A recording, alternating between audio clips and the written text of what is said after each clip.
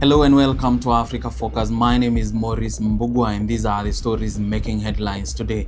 In Somaliland, a landmark justice sector reform conference seeks to strengthen the rule of law. In Guinea Bisau, uncertainty deepens as election results remain suspended. And in Washington, a major peace deal is expected to be signed between Rwanda and the Democratic Republic of Congo under US mediation. We begin our bulletin in the Horn of Africa. In Hargeisa, the President of the Republic of Somaliland, Abdirahman Mohamed Abdullahi Iro, opened what is being described as a landmark national conference on justice sector reform. The two-day conference brings together judges, prosecutors, civil society activists, legal experts, and international partners, including UNDP and the European Union, marking the first such gathering in 15 years.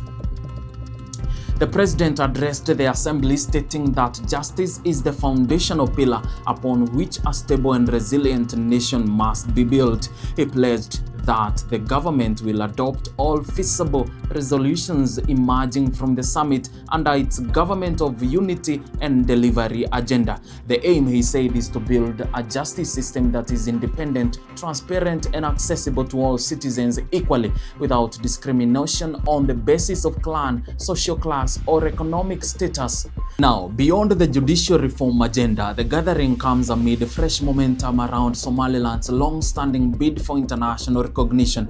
A report published by the Horn Tribune argues that 2025 may mark a tipping point.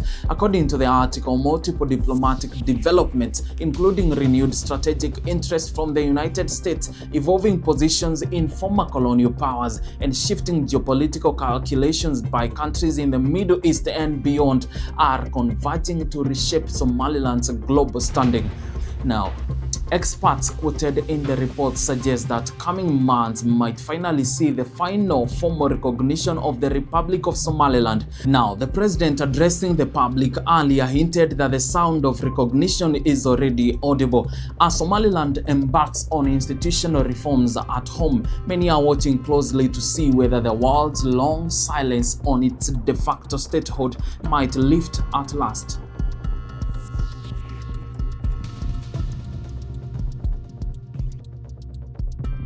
In West Africa, Guinea-Bissau is mired in political crisis after the results of last month's presidential election became impossible to certify. The country's electoral commission announced Tuesday that it is unable to finalize the vote counts.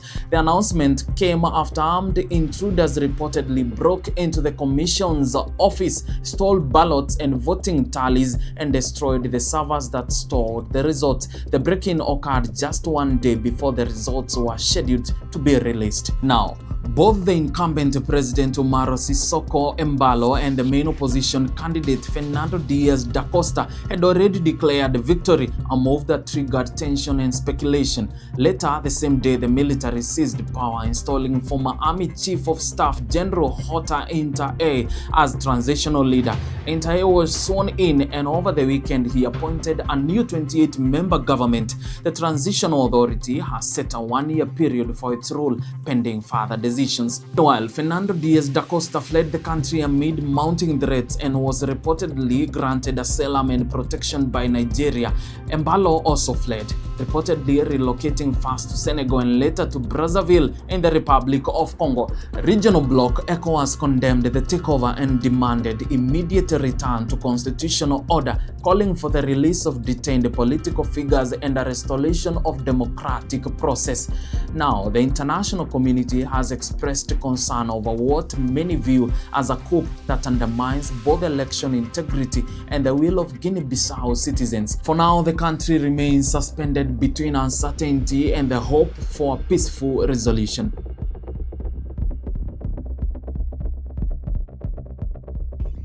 And finally, in Washington, the White House has announced a high-profile peace and economic agreement signing scheduled for Thursday between the leaders of Rwanda and the Democratic Republic of Congo. US President Donald Trump will host Rwandan President Paul Kagame and DRC President Felix Tshisekedi. This accord is being billed as historic, the culmination of months of diplomatic efforts aimed at stabilizing Eastern Congo after years of conflict and rebel activity. The plan land deal builds on previous agreements, a peace accord signed in June by foreign ministers, and an economic framework finalized in November. A key condition for the Congolese side is the unequivocal withdrawal of support for the rebel group known as M23, accusations which Kigali has consistently denied. President Kagame has acknowledged delays in the process but remains cautiously optimistic. Observers, however, warn that lasting peace will require firm commitment from all involved parties, including rebel factions and regional actors. The Washington signing is being closely watched and could mark a critical juncture for regional stability in Central Africa. The agreement aims not only to halt violence but also to create economic opportunities, rebuild trust, and lay groundwork for sustainable development in a region long ravaged by war. Today's bulletin, from justice reforms and potential recognition breakthroughs in Somaliland to political upheavals and uncertainty in Guinea-Bissau and a possible turning point for peace in Eastern Congo. More on these stories on our next broadcast. My name is Maurice Mbugua and thank you for watching.